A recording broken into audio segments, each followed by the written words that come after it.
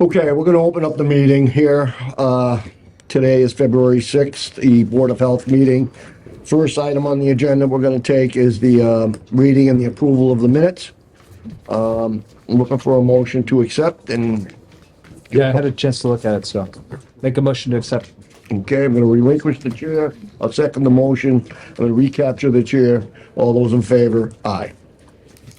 We're going to skip around on the agenda a little bit, and we're gonna take mobile 512 Chestnut Street first. What we're gonna do is,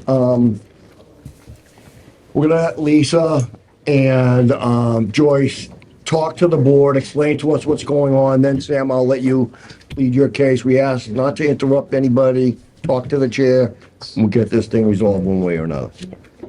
Joyce, I'll let you start. Okay, so on November 22nd, got a call from the Department of Revenue that they were at the mobile on 512 Chestnut Street and had found concealed flavored products in the back.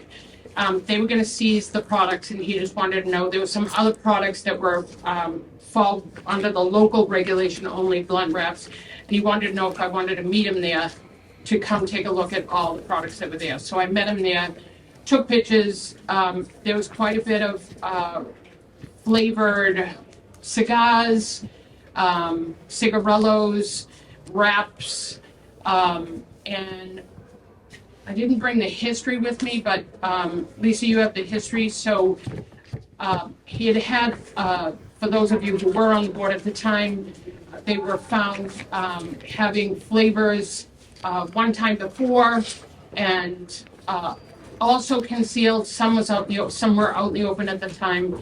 And my concern beyond just this most recent violation is the fact that the establishment clearly has a history that goes back as far as 2013. In 2013, we found at the time it was synthetic marijuana. It had right now you hear the word Delta products, but at the time it was like the K2 and Spice, and they were found concealed in his establishment. So I just have a concern, not just that this is a regular violation, sale to a minor or something, but in fact, he knows the regulations. The flavor restrictions have been in the city since 2019, but at the state level since 2020. Every retailer was informed on multiple occasions that there is no flavor allowed. These were concealed, and in the two other instances, not this time where we were notified with the DOR, the two former instances were based on complaints. So he's a stone's throw from the high school, and it's a consistent, disregard for the law in a way that isn't just like, oh, we made a mistake and it's a sale to a minor, which is a major violation. But this is concealing products that he's not getting from, his local merchants, because they're not selling them to these retailers.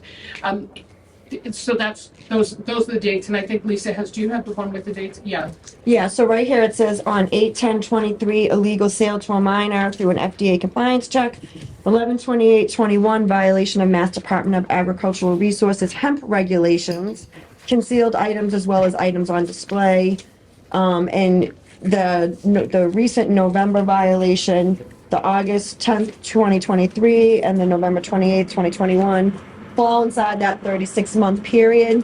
Again, with the location being so close to the high school, I think you guys got a chance to see the quantity of stuff that was removed. Joyce, correct me if I'm wrong, 1,751 items. Those were only the products that were seized, so that the board knows. So that means DOR, the reason why DOR is in there is they're concerned about taxes. There were additional products that were blunt wraps. Okay. And so it goes beyond that number of how many products were taken from the establishment, or were in violation, I should say. So, I mean, we're talking about not just like, oh, I didn't know, my distributor put this in for me and I got like one box of it. This is a lot of product. These are some of the pictures that Joyce took. Attorney Vitale and the establishment owner did get this on email and a zip drive. Let's see if I can get this opened. Let me see here what's going on. I think we're all trying to recognize that, everybody should know what the regulations are by now. It's clear that it's concealed. So, folks in the store knew full well that this was not available to be sold. And, let me just check a different drive. Does that say D? Maybe it's on that one. There we go. Hopefully. Yeah, right. This is so fun. This one open. Okay, the list speaks for itself. Yeah. I mean, you guys, if you have any questions while I look through this, if you'd like. So just for clarification for me, we do have 3 instances within the 3-year period. Mm-hmm. And the severity of the last one is what's concerning you. Your recommendation is To revoke the license. totally permanently because of the 3 times. I do. I mean, I look at it like this. He's a gas station that sells food, tobacco, and lottery. So if you are someone who wanted to purchase something that you can't purchase somewhere else, and you can be like, oh, I can go there and get my gas, my lottery, and the stuff I'm not supposed to be buying in the city of Lynn, why wouldn't I go here? We've got high school kids right down the street at Lynn English. My guess is that a lot of them know they can go there and get that stuff. That's why it's all there and it's all flavored, and that's why it's concealed. And the last fine he paid was $2,000. Yes, Why and don't we go to the third strike, $5,000 fine? we could. We have the ability. That's why I gave the tobacco regulations. Joyce, can I just clarify one thing? I know at the last meeting we thought that perhaps there was going to be an appeal to the state, but there was no appeal to the state, right? The establishment took There the was an suspension. appeal, but they took the suspension. They took the Yeah, suspension. Okay. and they were, and I did go visit the location, and the products were taken out. Yeah. So they're under, I don't know when it ends. I think it's, it began January 2nd or 6th, and they were under the suspension for the duration of, I think, a month. I'm not sure. It may be 60 days. By the state? By the state. Yes, by the Department of Revenue. 60 days for cigarettes and 90 days for other tobacco. Yeah. So 3 months for one. One for 2 months, one for 3 months. Yeah, so because DOI issues 3 permits, they issue 1 permit for cigarettes and like pipe tobacco and Cigars? roll your own. And then there's another one for cigars and another one for electronic cigarettes. They're all the same. I mean, it's a way for DOI to keep track of what the retailer is selling because it's the same price whether they have 1 product or 3 products. But when they seize the products, their decisions typically come with the quantity of what they find. Like if they only find a small amount of e-cigarettes, they may give them a warning, while they may give somebody a 90-day suspension of their cigarette permit. Where with us, it's all 1 permit, and if they don't have their DOR permit active, our permit locally should automatically be pulled because they can't have a local permit without that state permit. That state suspension is over now? No. When is it? When is it up? March. 90 days. What's the date gonna be End up? of March. End of February? March. March. I'm also concerned that the fines are a cost of doing business and that he's able to make plenty more money selling these products than in paying the fines is just the cost of doing business. Look we got some pictures. Is your blue screen on? The other thing, while you're looking at the pictures, you might note that I'm sorry. That's okay. the No, we're gonna backwoods, just like that. the backwoods is a banana flavor, and just so the board knows, that's a new product. Very, very appealing to young people. So it's not something he could say has been in his establishment for a long time and he forgot to throw it away. This is a new product, new flavor. Kids love it.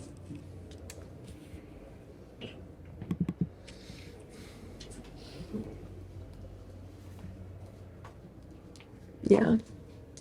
I mean, it's a lot of product. It's clearly someone with the intention of selling it.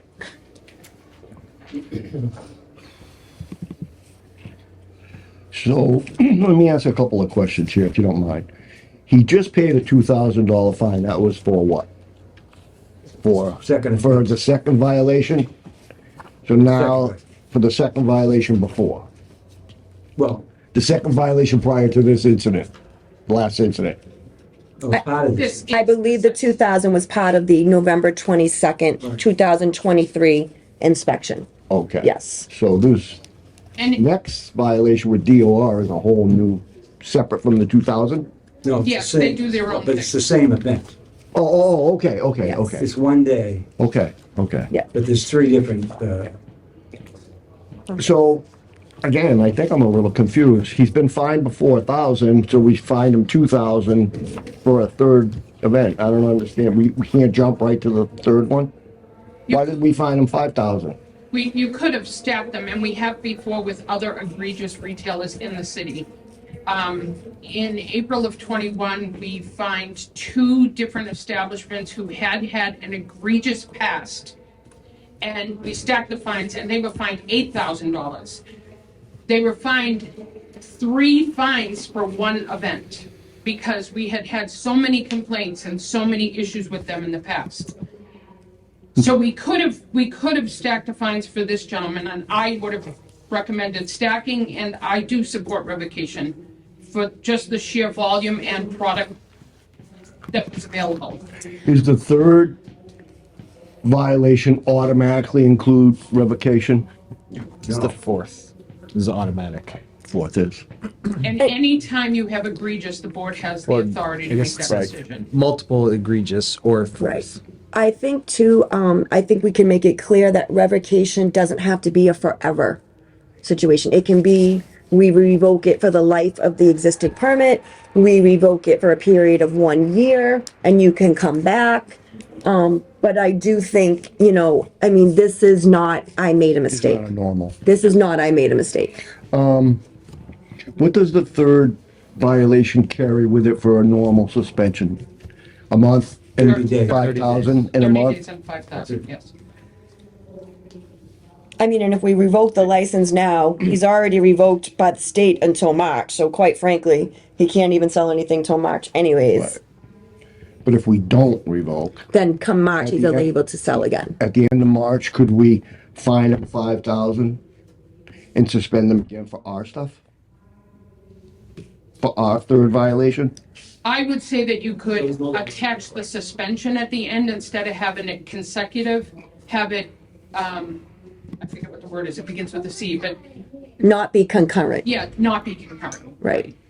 So we could call this last thing a third. There's been 3 within the 3-year period, correct?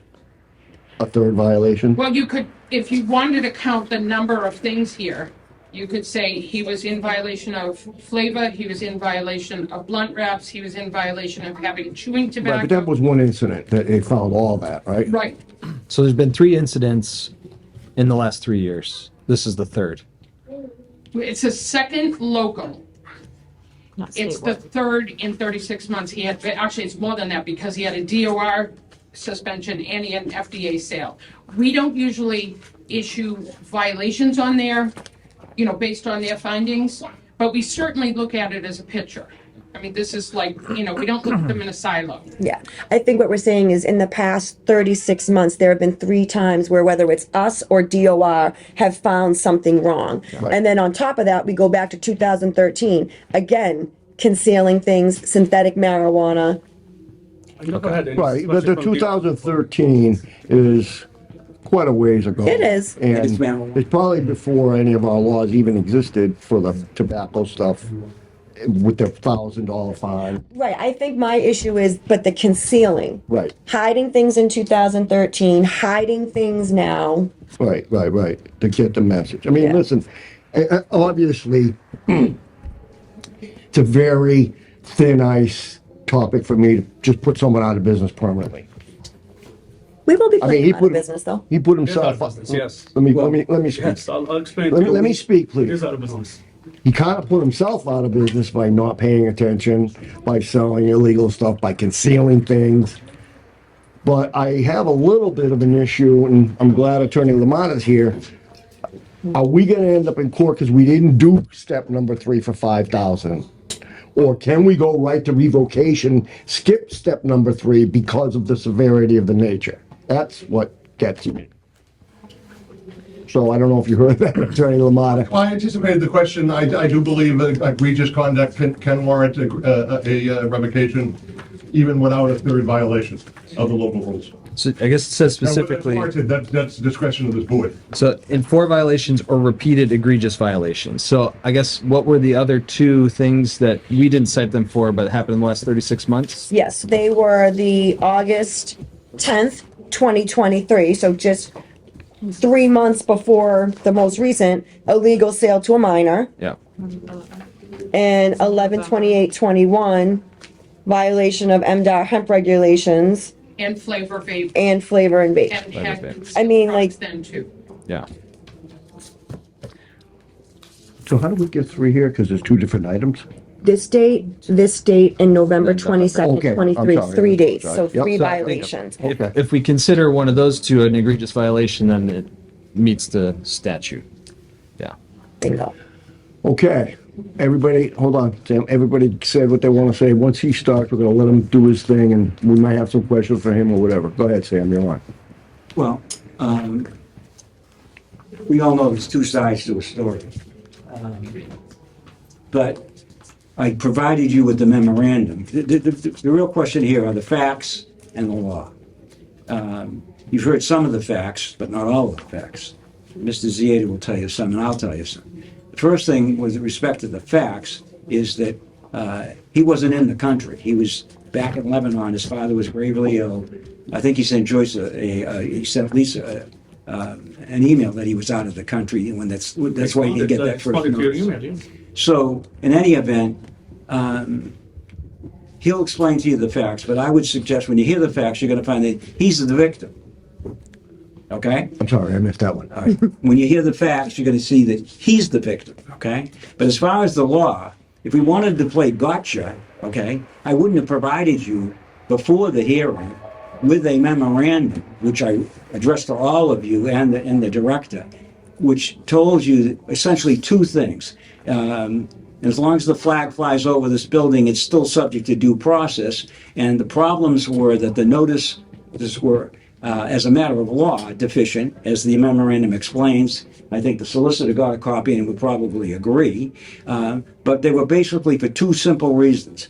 One is that the notices didn't comport with either the time or the requirements of what you have to tell people when you're considering some punitive action, okay? So that was one of the things that's addressed in my memorandum. The first notice? Excuse me? The first notice, right? Yeah, the one for January 2nd, right. Right, and so then I knew the meeting got postponed. We went through that. I got the meeting got postponed, but again, I was ready to go on January 2nd. If you looked at the check we had, it was dated January 2nd or 3rd, and I had the memorandum, okay? But if you read the memorandum, in the last paragraph, it says that notwithstanding the fact that the notices were deficient, that's number 1.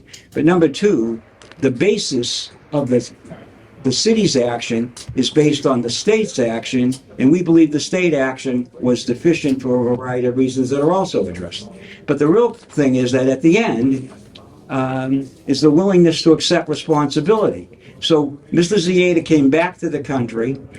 We did our own investigation, and we determined not to appeal the state, not to appeal the city, to pay the fine, and the reason for that is this, that notwithstanding that, as he'll explain, how he was victimized, okay, by a trusted employee who he had for a period of time, but when he was away, and when the cats will play, the mouse will play, so he was away, okay, and then subsequent learned that he had funds stolen. Somebody had gone into business for themselves. The system which is at the station, which is when you produce an ID and you punch the date in, it says whether but if you punch in the wrong date or you lie, then the system doesn't work. It's a human being that's involved. That human being, as I said, Mr. Zieta can speak to, but with respect to where we're at, okay, as I indicated in the last paragraph of the memo I gave you about the law, which essentially talks about the 2 things. The notices as a matter of law were insufficient and deficient. And secondly, the basis of the complaints you've got a complaint based on the state, but the state complaint is based on whatever.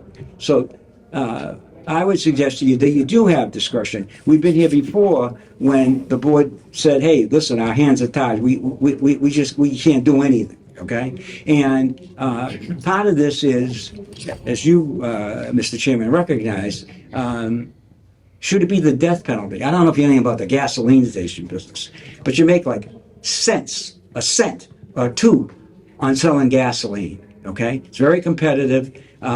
So Sam can tell you that since he's not sold product, okay, he's lost food sales, he's lost lottery sales, so he's paying a price, okay? It isn't like, this is a capitalist system. People put up money, but they expect to get a return. He's not in a charity, he's running a business. The station's been there, and I hate to think of it, I think I might have got it approved, because it's been there like 50 years, okay? The mobile station's been on that corner for a long period of time. And Sam's been there not that long, obviously, but part of it is that there's a slight margin. So the penalty isn't the payment of the fines. The penalty is whether you're going to stay in business, okay? And you can't be competitive if the guy across the street selling something people want, also within so many yards of English high school, selling food, selling lottery tickets. The margin in that business is not that great. It's certainly on gasoline. So he will tell you the price he's already paid in lost business, whether it's lottery sales, food sales, whatever. And when there's a gas station on every corner, people are going to go where they get what they think is they want, whatever they want, the most that they want. But the part of the story that I don't know firsthand, and he does, is essentially this. The individual who was involved, when he got notice of that individual was fired that day. Okay, what he didn't know that day, okay, is what really happened. When they went in and you found, or the state found product, he'll show you pictures of product they found hidden in a storage room. Well, this guy went into business for himself. He brought product in, sold it, pocketed the money. He was in business for himself. And at the end of the day, the state didn't find this other part. We found hidden in a bathroom, in a storage room, and Sam's got the pictures. We found it. Right, of what this guy had brought from other places. So I understand, I've dealt with the state. They're looking for the tax stamp. But if somebody brings in product and from wherever they got it and sells it and pockets the money, the business A is being ripped off. B, the guy who's doing it doesn't care about the license. He just cares about how much money he can put in his own pocket. And the product that was there, that was subsequently found, was hidden. And we'll show you the pictures of where, and it was behind boxes, whatever. Okay? So when they went back and they look at the system about what's going on, they find this conduct. But at the end of the day, we spoke and we said, if you made a mistake in judgment and you hired a guy who was a thief, okay? If you made a mistake in judgment and you didn't discipline, if you weren't paying close enough attention to know somebody was robbing you, okay? At the end of the day, you're it. So we accepted the $2,000 fine, did the 7-day suspension, doing the 30-day suspension, doing the 60-day, 90 days, didn't appeal anything, and as I said, that's because there's a recognition at the end of the day, somebody's accountable and responsible. But that doesn't mean that you can ignore due process. That doesn't mean that there aren't two sides to the story.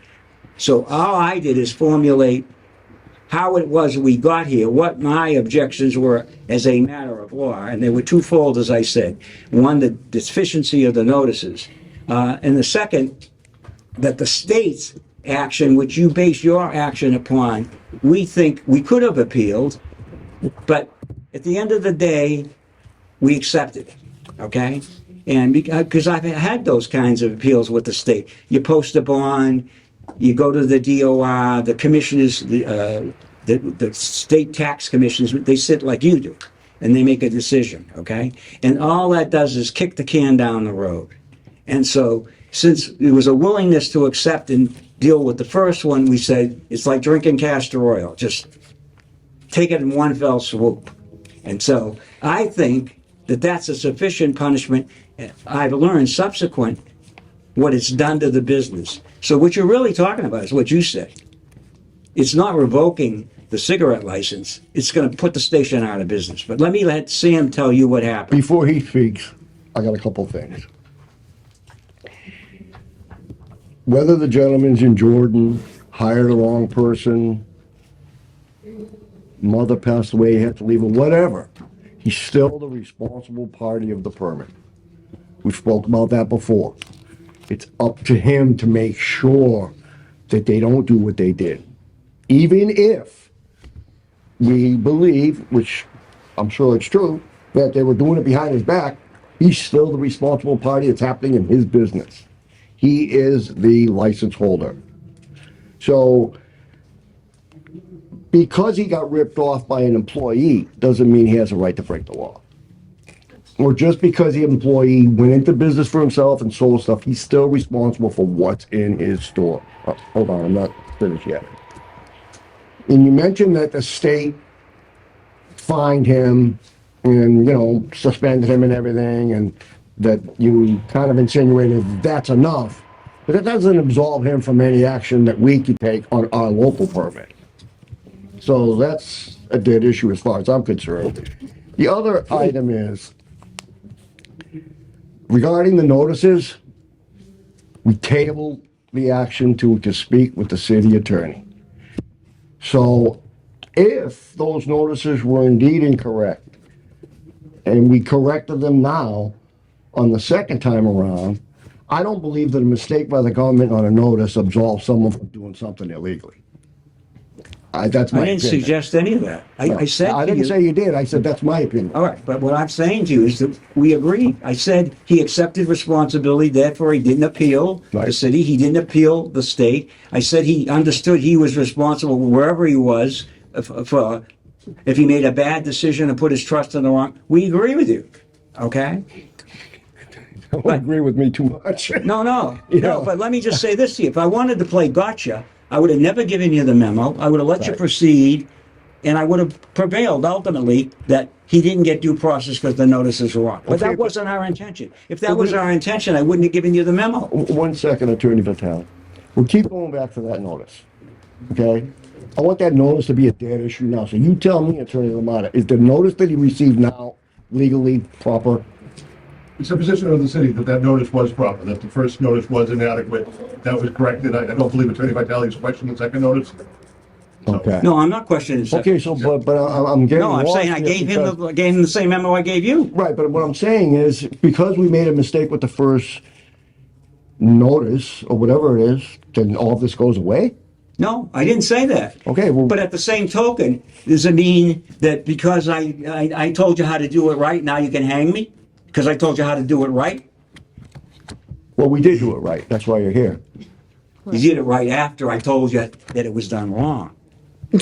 Okay. Attorney I could Vitale. have gone forward. You could have gone forward on those notices and not prevailed. But we accepted it. I keep making this point. Right. We accepted just what you said. That at the end of the day, if we hired a thief, if we hired a fool, if we were absent and we should have been present, we're responsible. So we accepted the city's fine, we accepted the city's suspension, we accepted the state suspension, we didn't appeal anything. Okay, and we gave you, prior to your hearing, a memorandum, which I had all wanted you to see, which spelled out what our concerns were with the notice. So all I'm saying to you is, we didn't have to do any of that, but we wanted to right the ship. Read the last paragraph in that memo. It says, notwithstanding all of that, but that doesn't mean that we can revoke due process or we can change whatever. But I also agree with you about the interpretation of the application of the fines and the events. I think it flows from one event on November 22nd. But whatever you said the fine was, or whatever you said the suspension was, we did that and more.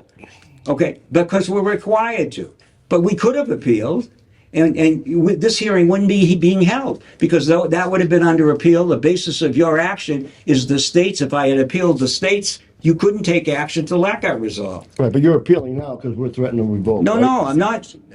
We didn't appeal anything. Well, you're here at a hearing because we're threatening to revoke. But we have a right to be here. I didn't say you didn't. Yeah, because that's what due process Can I ask is. a question? Sure. So, Joyce, excuse me, Joyce, the city of Lynn suspension, was that concurrent with the state inspection, the state suspension for 90 days? We No, didn't put, 5 days. I don't think that they issued a date of the suspension as concurrent or not. So when we suspended for, 7 days. I understand how many days, I'm looking for the dates, Attorney Vitale, in my packet. I don't need to be lectured. Hold on. Look at the date. Okay, she's. We served it. Calm down. We're gonna get there. Well, Yeah. I think it's something, I think you get courtesy when you give courtesy, all right? And I also think, and I've had the same issue before, people's property rights are serious. People who are in business, who invest, who hire other people to work in the city of Lynn, they're making a contribution, okay? They're making a contribution to the economy. They're making a contribution to the public because there's another gas station that's open. And the more gas stations that open, better it off for people who are buying gas. So the suspension was January 3rd to January 9th. So then it was concurrent. Okay, so while they accepted our suspension, they were already suspended by the state, which they chose to not appeal. So he did not get an extra suspension out of the goodness of his heart. I didn't say. Okay, I'm just an sorry, I extra thought you were implying that you took I don't it- imply anything. Okay, I'm pretty oh. direct. Oh, I don't okay. imply Then anything. I'd like to be And I'm direct pretty as well. direct. Okay, let's get this straight right now. Here's my attitude. I think you should be courteous all the time, no matter how anyone else treats you. And this is getting a little bit too hairy for me right here, right now, okay? We understand there's a little animosity, people are losing their business or whatever. We're just doing the job we're supposed to do. We can respect each other and speak. Could we let Mr. Zieta tell you his story? He's gonna say his story in 1 second. So he is the current license holder for the permits, correct? Yes. Okay, any of the other board members have any questions for Mr. Vitale before we go to the owner? Or any clarifications needed? You know, I got a big mouth here, so you guys can talk too sometimes. Okay, sir, you're on. Yes, end of October, I traveled to Lebanon to Hey, visit can my I dad. interrupt you for 1 minute? Just for the record, can you state your name and address My and all name that? is Sam Zeder. I'm the owner of 512 Chestnut Street. End of October, I had to leave the country to go to Lebanon to check on my dad. He's 91 years old, ill, and I'm the one who takes care of his medical issues. So I went there and I have some family issues also to take care of. And then while I was there, you know, I go online to check my bank account to take care of business when I was there, and I see the lottery account tanking down, going down. I figured, oh, wow, what's going on? Then I went on, I said, send me this kind of reading from the lottery. I see the lottery charged us big amount of money, like $17,000, $18,000 on the sales, no, 27,000 on the sales, versus we don't sell that much. Then I had to call a night guy. I said, please, can you check the camera, see why we didn't sell that much the lottery ticket. Can you check to see what's going on here? So we found out, he went on the cameras. He saw Tony, the manager, which is Joyce, know him all the time. He's been with him for a long time. He comes in 4 o'clock in the morning, keep the light stations off, and uses a flashlight and changes the numbers for the lottery. We start at when we close the station, we do the ending numbers. In the morning, it's beginning numbers, beginning minus ending, how much we sold and everything. So, and I know we didn't sell the 27,000. He was like playing the numbers, changing the number. Then he, at the end, after 15 minutes, taking scratch ticket, 300, 400, 500 for himself, putting some in his pocket, some in the car. Okay, that's how I discovered. Then I told, when I see this has happened, I called a different girl, Christina, please, can you run my place? Because Tony, he's stealing from me, ripping me off. I don't have any more money in the lottery account. She came in on the day when we got the violation that state sent the secret shopper that he sold also for the minor around 10 or 11 o'clock from your notes. Christina, I told her, please, can you take the keys away from him and tell him he's fired? He's the only one I could depend on. He wakes up for 4:30 in the morning, come to the station. I couldn't find no one to do this forever. So, but he was then making it good for himself. He's stealing scratch ticket lottery, which is the state's product, owned by the state. and he's stealing something out. We discovered after 2-3 days that the girl, she was doing cleaning at the station. We found in the storage room so many tobacco, so many stuff was hitting under boxes and boxes I didn't know about. Okay, they pulled everything out. They took everything. Just happened a day when she cleaned. The state inspector walked in and he saw them there. That's what happened. She pulled everything, all this flavor. I didn't know what happened. He was buying stuff on his own and selling to the firefighters, selling to the city fire workers, selling to everyone, and putting money in his pockets. It wasn't for me. So this is what I've been getting ripped off from the lottery plus cigarettes. He was making store inside the store, market inside the market. That's how so it's not, I didn't want to do it. Imagine me buying all kind of product so Joyce come and see them, or the state come and see this one. That I have no conscience here. So this is what's happening. And Okay, we understand.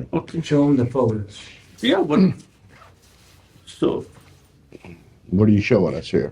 how they cleaned the The stuff back that he room, how it found? was all stocked.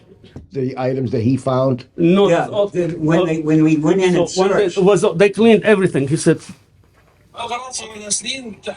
So years, he said, this stuff, all the stuff been for years, all the tobacco in here, under,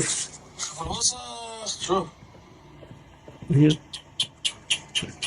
So we pulled everything out. That's how it was before. You want to make sure there wasn't anything left behind after the Yeah, mess so happened. that's how it looked. It was, they started Okay. taking the stuff here, was buried underneath all this. That I Okay. didn't know about. All right, have a seat, sir. Thank you. Thank you. All right. And also one thing, if you revoke my license, now, after sorry for this. Okay. My gas sales tanked down like 50%. The store sales, 60%. I only sell a couple milk, snacks. So everyone comes in for packed cigarette, for certain tobacco, or the people with the food stamp holder, they come in, they pay cash for that tobacco, and they buy milk, they buy soda with it. Now, I swear to God, I have nothing. No food stamp sales. Oh, you're closed, right? Nothing. Yeah, it's like half closed now. Yeah. We're not, my business 60% down. I cannot, I'll stay for 3 months. I figure I'll take that punishment for 3 months. I'll take responsibility. But to revoke my license, that would put me out of business. And I have 2 kids in college. I have my dad. I support. He has no social security, no pension in the whole country. And my sister, she's a widow. I support her kids to school. I do all this from this business. Okay, all set? Thank you. I'm a little bit in the middle here because, like I said earlier, we never gave him a $5,000 fine and a 30-day suspension, which we have the ability to do that if we want to, correct? Attorney Lamanna? My understanding is there's only been 2 violations of local laws. Is that correct? Yeah. So that's why we only did 2. Correct. The state one isn't considered a local violation? No, it's to be considered as a part of the picture of egregious. Okay. And so it's not something we would have fined on. Okay, so could we, well, if we can revoke his license, I'm sure we have the right to fine him the $5,000 and make it the 3rd and suspend him for 30 more days beyond the state suspension. Could we do that? I'm just asking. Is it an option for us? I think that could be something that they may, the license holder may agree to in exchange for a revocation, not having his license revoked. But the rules themselves don't call for that. Can I ask, I'm sorry, It jumps from 2 to egregious. I'm sorry, So we're here for an egregious situation. We can't backtrack into the 3rd. Not the way the regulations are. Okay. can you I- remind me, did you say that the state suspension is until the end of March? Yes. Okay, so the end of March. There is one till end of February, another one is cigarettes till end of March, tobacco till end of February. So for clarification, a Okay, couple thank you. things. Yeah. One is, we're not closing his business, Ron. So that you know, he sells other things where we would be revoking his tobacco permit. Everything else would stay as it is. However that hurts him, I just want the clarification to be, he's not shut down, and we're not shutting him down. We'd be revoking his tobacco permit.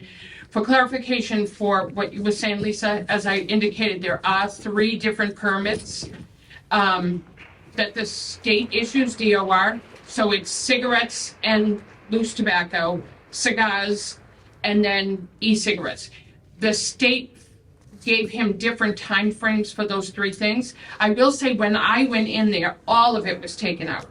The other thing, just for clarification, is at the time we issued the suspension, which I don't do, the city does. That's an automatic thing that happens when we get someone who has a violation. We did not know that DOR, what the process was at that point with DOR. So the city of Lynn said, this date to this date. I think if if DOR had already issued this and we had held off, we would have said not concurrent, but continual. So it wouldn't have been a 30-day or 90-day. We would have said after you serve, because the bottom line is he shouldn't be selling anything as long as any one of his DOR permits is suspended, because he needs those permits to have a local permit. So I would say at minimum, he should be serving the additional 30 days on top of what the state does, because the state, his 90-day suspension means automatically at the local level he shouldn't be selling on our local permit, because he can't sell on our local permit Without if he a state doesn't have an permit. active DOR permit. And Attorney Lamata, do we have the leeway to just suspend and fine on the egregious? Or the regulation doesn't read a finding for the egregious, it just reads revocation? Or additional suspension, length of suspension. Or an additional suspension? So I guess he's already paid the fine. This was the second violation of the city ordinance. Correct. And he paid the $2,000. Okay. I mean, I think to me it says in the case of 4 violations or repeated egregious violations. So we're kind of in the area where we're either saying this is repeated egregious violations and so we're suspending him, or he's good here. We just have to decide when he does the 7 days. I think. I also just want to let you guys know Sure. that, we use the word revocation, and I know that you are all very mindful of the fact that he is a business owner and what have you.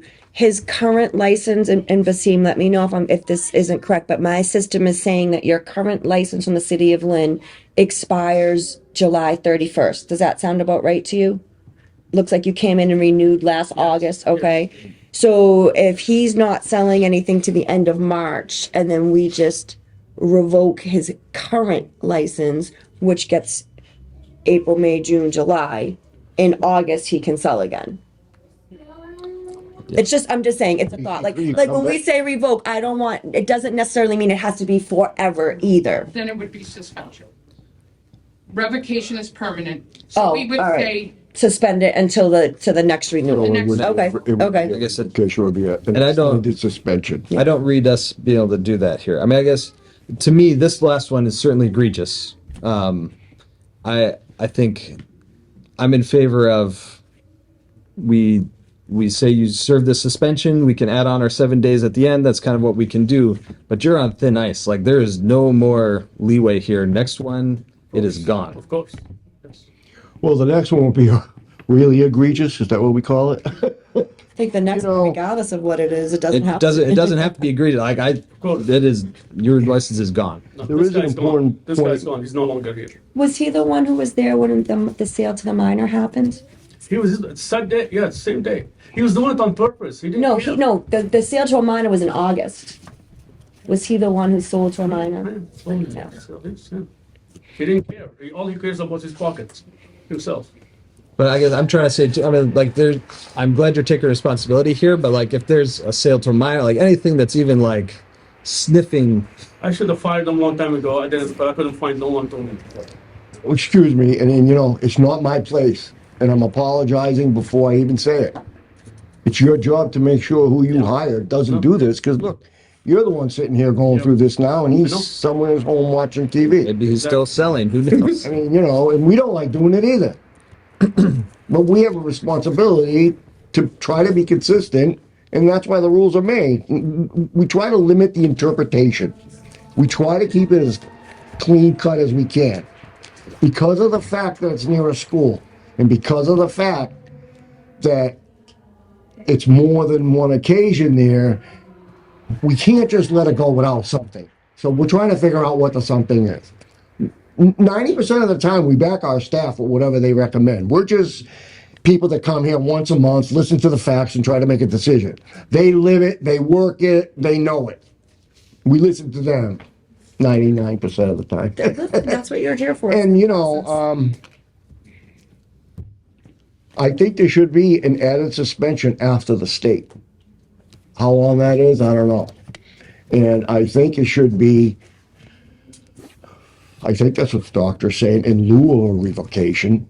But boy, if we're all three, any of us three are here and you come back again, you know, I don't know. You know, there does come a point in time where there are no more chances because what you did, you threw your chances away, but we have to somehow believe you. You're not going to come here with a lying story saying someone was sick, you weren't there, and maybe you are. But the next time, if we think you're lying, we're just going to revoke it. Right. You know, I mean, And it says a 36-month time frame. I mean, by November, it would be outside that range. But I think for me, if this happens again, that's Right. too egregious. oh, it'll be egregious. We don't need any times. Yeah. We could just, we can. That's the other issue. I'm glad you brought to my. We can pull it any time we want if he does something again. Yeah. So we do, the board, as long as I've been here, has always tried to make that as the last resort to put someone out of business. So I guess what we're saying is we kind of believe you, but whether we believe you or not, what you did was extremely close to us not having any choice but put you out of business. So you kind of put us on the spot too. You know, you're not on the spot alone. We're here deciding whether we take a man's living away. I can only tell you, sir, as the doctor said, if Sam has to come here again with you, don't even hire him. Come without him because we're just going to revoke you. Okay. All right? So I'm looking for a motion, or we can speak here before we make a motion. I think at the end of the state period, there should be an extended suspension. And I think we're kind of stuck with the 7-day because that's our city ordinance, which Yeah. so Is that true, Attorney Lamont? Okay, 7 days is better than none. So I make the motion then that at the end of the state suspension, we suspend for 7 days. He's already paid his fine, but this is the last straw. At the end of the longest state suspension, correct? That's You know, not the whatever last one. one. He had 3 different ones, Yeah. yeah. Okay. Okay, I'm looking for a second. I motion that.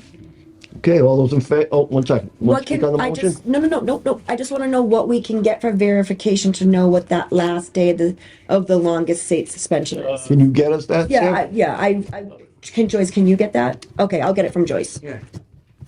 The other piece of it is, in spite of the fact that DOR, just for the record, in spite of the fact that DOR may let him at some point sell one of those products, he's not able to sell those for the whole duration plus the 7 days. Right. And will, I'm assuming, send a written notification of Yes, this. absolutely. Okay, all right. I think we need to vote on it, though. We didn't. Oh, Yes, sorry. yeah, you do need I to vote didn't- on it, I yes. didn't say all those in favor. Yes. All those in favor? Aye. Aye. Mr. Vitale, thank you. Thank you. Thank you, sir. Please, we don't want to see you again. We'll see you one. Attorney Lamont, thank you very much. Sorry to drag you out of here. It's only good next. George, thank you. So I have to I'm not leaving yet. Nah, You stick thank with you, me. though, for all the work on this, you know. It's a tough thing to revoke, and unfortunately, I've been here probably 30 years, and I don't remember revoking anybody permanently, and that's pretty close to the worst one I've seen We yet. did recently. Yeah, Well, that's true. Yeah. you know what I mean? So, I know it's hard, but you did revoke, and it was egregious, so just so Yeah. you know, it's an option on purpose. yeah, I mean, It's not what anybody wants to do, but we also don't right, want. and probably bad for you guys. I use the revocation as the last knife to stick in somebody, or whatever way you want to put, you know Well, what I mean? that's our goal is not to get these guys out of business, it's to have them be compliant. I mean, that's our goal.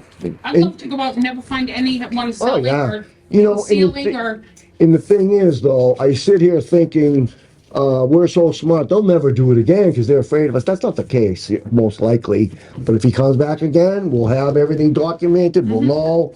I think that's the board's job, to document action, so if more occurs, we have the ability to step it up. I mean, we absolutely. can always step it up. I think we spoke about that Absolutely. earlier today. We can Absolutely. always do more. Yep.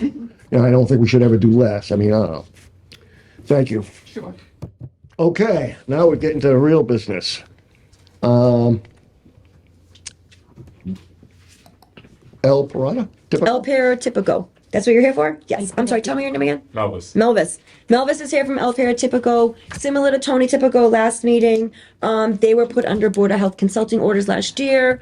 Incredible improvement, maintained progress, great inspections, and we'd like to recommend they come off the consulting orders. System works. All right. Yep. Thank you very much for your cooperation. Thank you, guys. And your hard work. And, I'll make that motion. yeah, make a motion to, remove the order. I second that. All those in favor? Aye. Aye. I'll send you Good. something. Thank you very much. Thank you, guys. Thanks, Melvis. Thank you. That's a good one. That is a good one. You know, Yeah. see, everybody isn't a lawbreaker. Yeah. You see? All right, next issue on the agenda is La Chanora Food Establishment License. So I put that on the agenda just in case the food establishment had requested an appeal. They did not request an appeal. So just so you know, they were served a notice that we were suspending their, like, revoking their license, and they closed on their own. They didn't request an appeal. So there's, Why were we, why, just, I know I didn't read all the reports. Last So year. tell me why it was so bad we had to close it. they were on consulting orders and that they did not maintain any progress. Couldn't remember. As a matter of fact, they stopped paying their consultant and only started the consultant back up when they got our letter. So, yes. So there's no. So there's nothing, no, there's nothing we have to do because they didn't don't. appeal anything and they're don't. closed. So do we still have to revoke the Nope. license? Nope. Because they're out of business? They're out of business. So if they open next week, then we bring them back again? The license then, yeah? Well, no, because they didn't appeal it, so it automatically occurs. Okay. Yeah, because we set it down and they can appeal it, and if they don't appeal it, then it automatically Those are occurs. the ones we like. But if they decide to open, do they have to do the little process again? Yes, from what I understand, there are some new folks. I don't know if it's gonna be the same owner. If an application does come through for that business with the same person in charge, Yeah, red flag. at that point, we probably may have them come to we may deny issuing them a food license. Yeah. What's the address of that place? 640 Western And Ave. Western Ave is next to the Compare, no, is it compare? It's America's Food Basket. They knew, they Yeah. probably knew the inevitable. They've actually, I believe, been on consulting orders for more than a year. And they, and they just haven't been able to maintain progress or,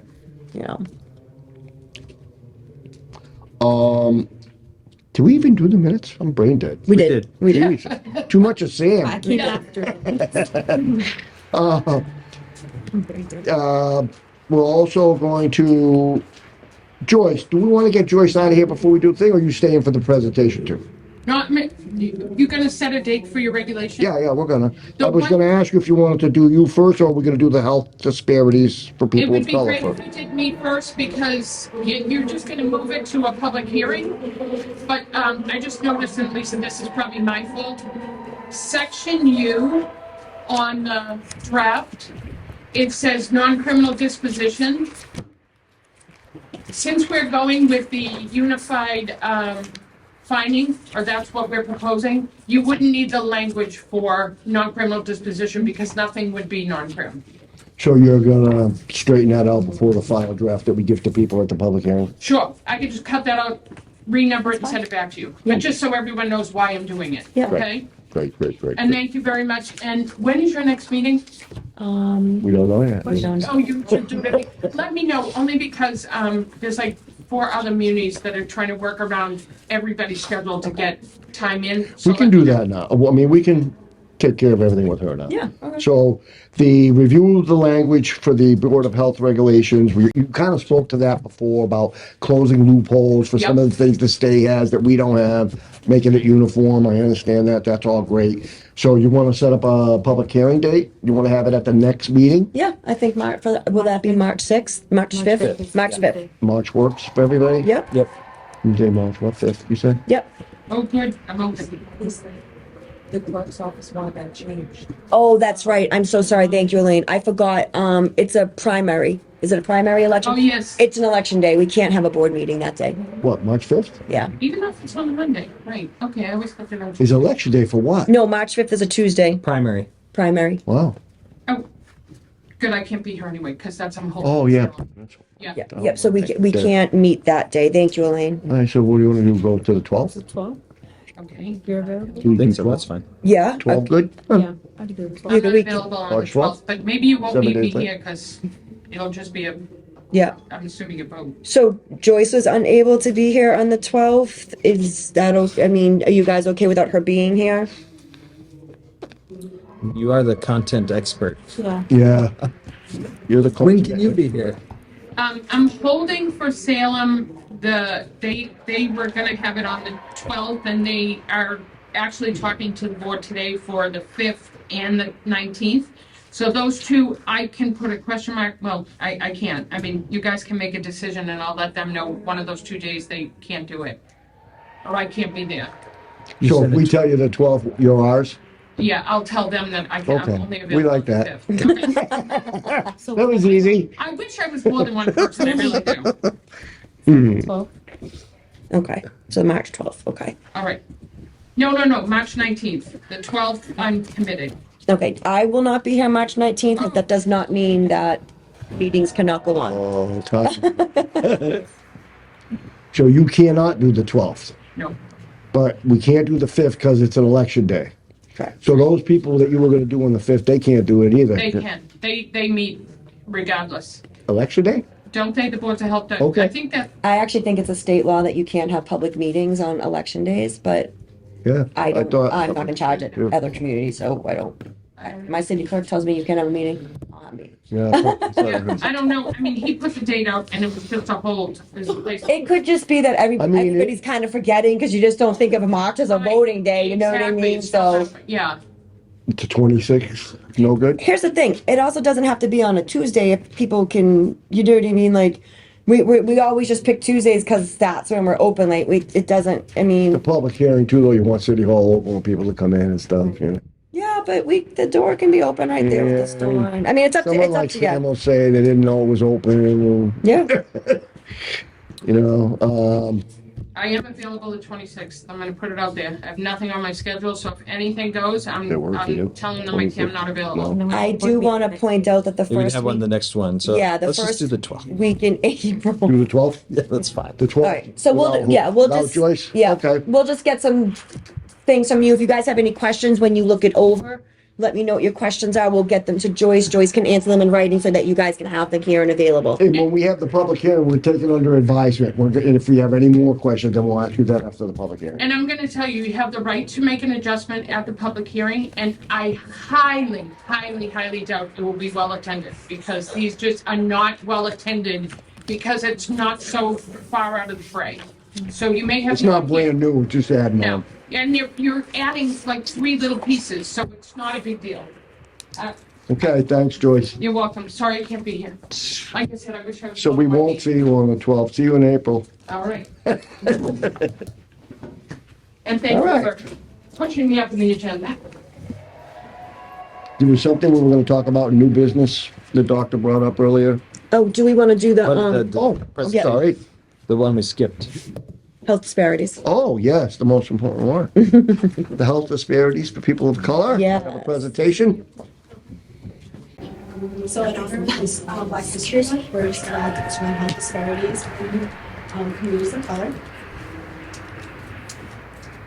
So just going to go over some background information. So what is a health disparity? According to Healthy People 2020, health disparities are preventable differences in burden of disease, injury, violence, or opportunities to achieve optimal health that are experienced by populations that have been disadvantaged by their social or economic status, geographic location. I don't think we have it. Health disparities that are due to systematic differences in health status of different populations to achieve optimal health because of unfair and avoidable differences are health inequities. And populations that can experience health disparities are racial and ethnic minority groups, people with disabilities, women, people who are LGBTQIA, and people with limited English proficiency. So to understand why health disparities occur, we need to understand the social determinants of health that are the underlying contributing factors of health disparities. So the social determinants of health are the conditions and the environments where people are born, live, learn, work, play, worship, and age that affect a wide range of health, functioning, and quality of life outcomes and risks. And according to Healthy People 2030, there are 5 domains of social determinants of health. The first domain is economic stability, like access to high quality education, geographic location, language differences, discrimination, and transportation barriers that can affect the ability to get higher paying jobs with good benefits. And limited jobs options can lead to lower incomes, barriers to wealth accumulation, and greater debt. Another domain is education access and quality. For example, public schools funding are linked to tax-based neighborhoods, and it limits the resources available to schools that are located in lower income neighborhoods, which can lead to lower quality education, lower literacy and numeracy levels, lower high school completion rates, and barriers to college education entrance. A third domain is healthcare access and quality, like difficulty attending medical appointments due to socioeconomic factors like lack of insurance, transportation, childcare, or inability to take time off work. There are differences in culture between patients and providers, and sometimes there are language barriers between patients and providers. And there's also inequities in treatment that can create distrust in the healthcare system. For example, the untreated syphilis study at Tuskegee. The aim of the study was to record the natural history of syphilis. That involved 600 Black men, 399 with syphilis and 201 without. Informed consent was not collected, and the men were told that they were being treated for bad blood, which was a local term at the time, to describe many different illnesses. And in return, they would see free medical exams, meals, and burial insurance. In 1943, when penicillin became widely available to treat syphilis, they were not offered to the men in the study. And so in 1972, an ad hoc advisory panel advised the researchers to stop the study, stating that the goal of the study compared to the risk for the participants involved were deemed ethically unjustified.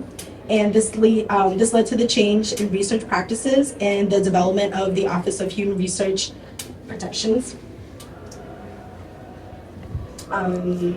Fourth domain is neighborhood and built environment.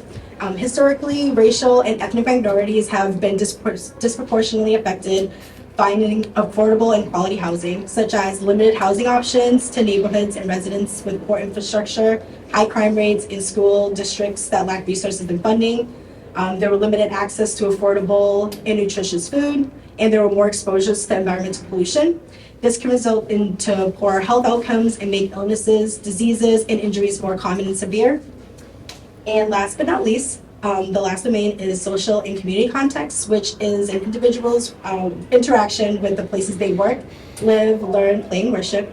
This includes relationships with families, friends, coworkers, community members, and institutions. It also includes racism and discrimination.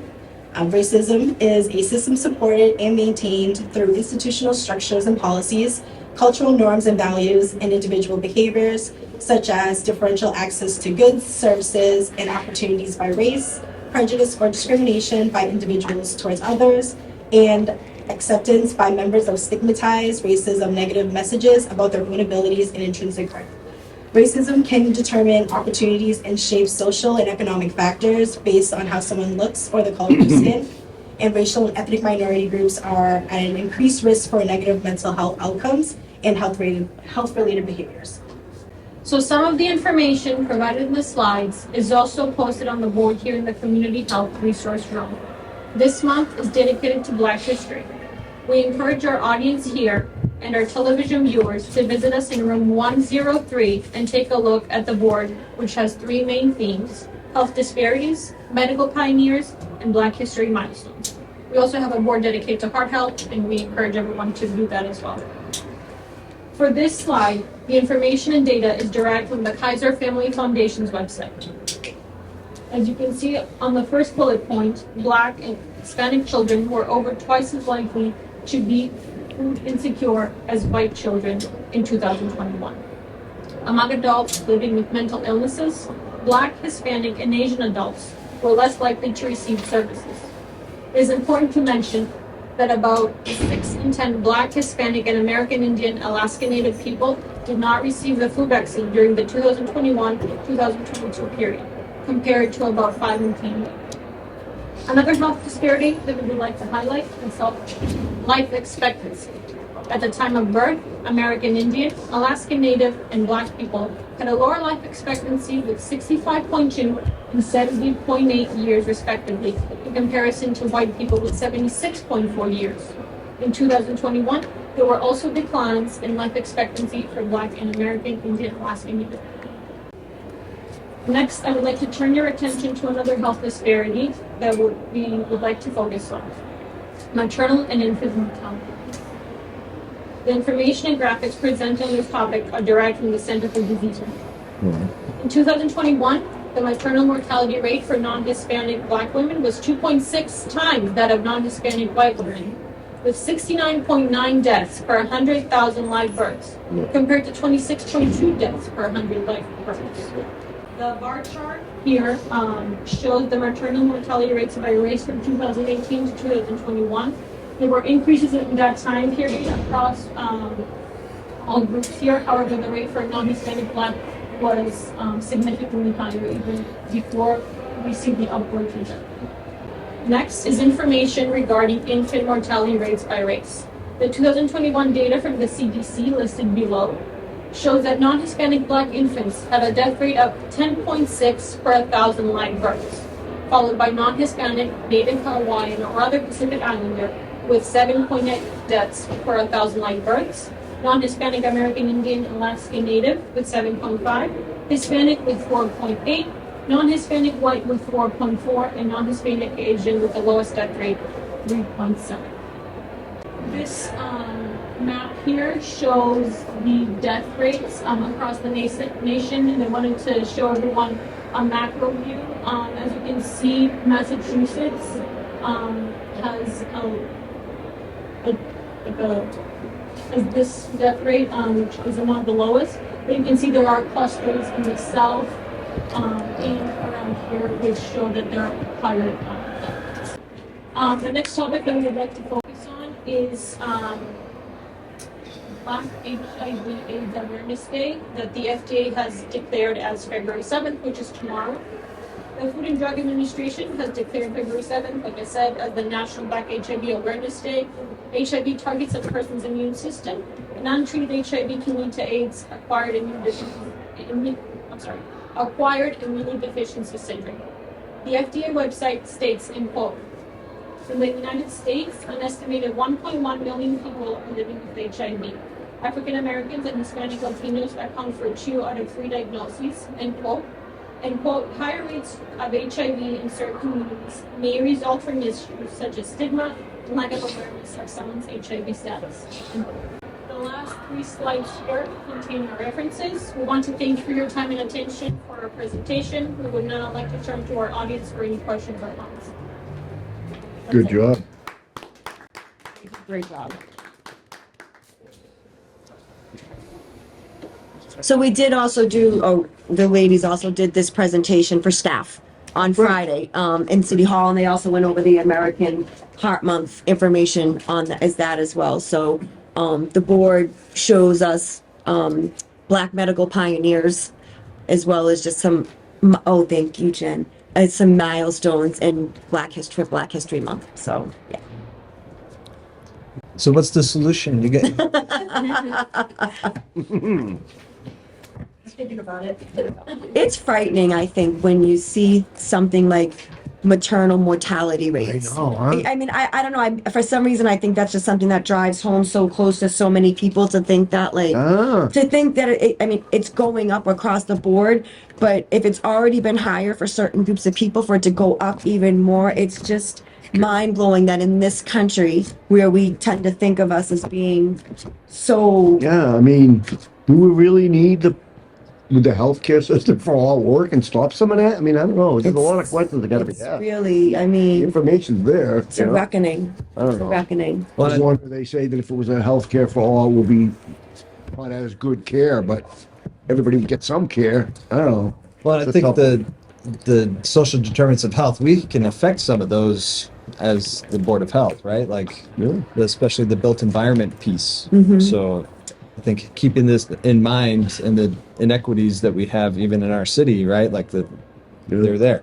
So So that being said, actually, Norris, who you guys have met, he and I are working on vetting through some grants to see what we should be applying for. And there is a grant, and his question to me was, and I've been, just kind of stewing on it, and I will pose it to you, and I'll also send it to you so you have it in writing. But, are there any regulations or ordinances related to public health that we as a board would like to implement? Are there any that we'd like to expand?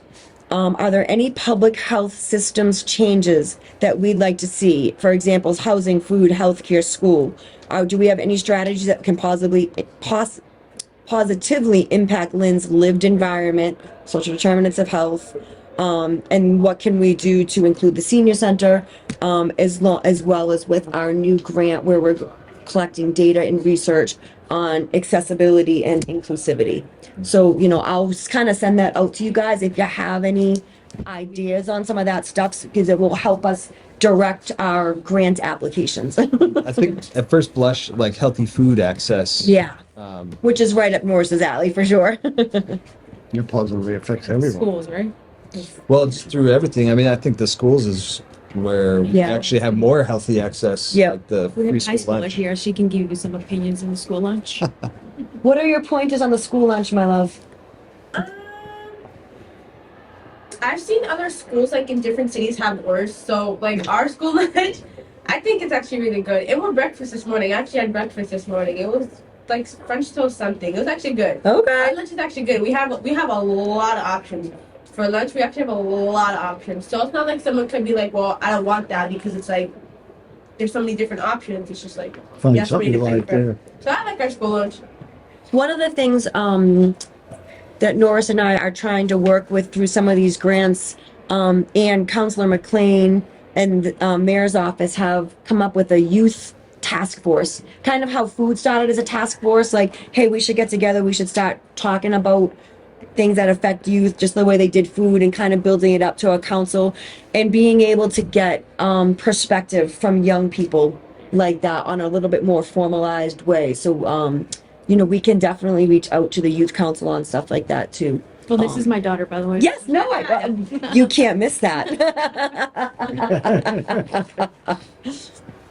But yes, and you know what? While you bring up healthy food, he shared some news that we just got the Food Policy Council just got another grant, I believe. I got it right here, hold on. Which is great, Local Food Policy Council.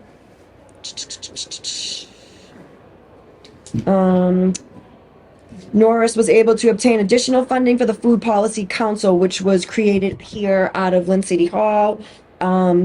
It's a pivotal time for the food programs and strategies given our transition to a formal council. And I don't know if you guys know, but the Phoenix Food Hub received a Mass Municipal Association Award for new programs and innovation. Yeah. Great, Yeah. great. Yep. So yes, I will be sending that out to you for you guys for your. You need the doctor's input. uh, There you go. I keep saying that hopefully the community health assessment will be ready. I keep hearing it's going to be ready soon, and provided to us translated, so that will be good. I do also want to point out that April 1st, that meeting is part of our Public Health Week activities. So we will make sure that you guys know what we're doing for Public Health Week. The staff is working on a bunch of activities in different locations. Senior Center here. We have some themes from National Public Health Week. We are going to include the board meeting as part of that. And what I'm hopeful for is to get if you guys are listening, the 10th grade Lynn Classical Civics class. Norris and I are going out there Friday to talk through with them a project that they want to do on youth violence. And I know that you had mentioned that. So I'm hopeful that I can get someone to come to that meeting and talk about what their process is through their civics class. Great. Did you see that mother got found guilty today with her son that shot people? Oh yeah. She got found. Oh, I think I did. Yes. Yeah. Okay, great. Any old business that you want to discuss? No, Just me getting old. Any new business? Our favorite motion? Yeah. Motion to adjourn. I second that. All those in favor? Aye. Aye.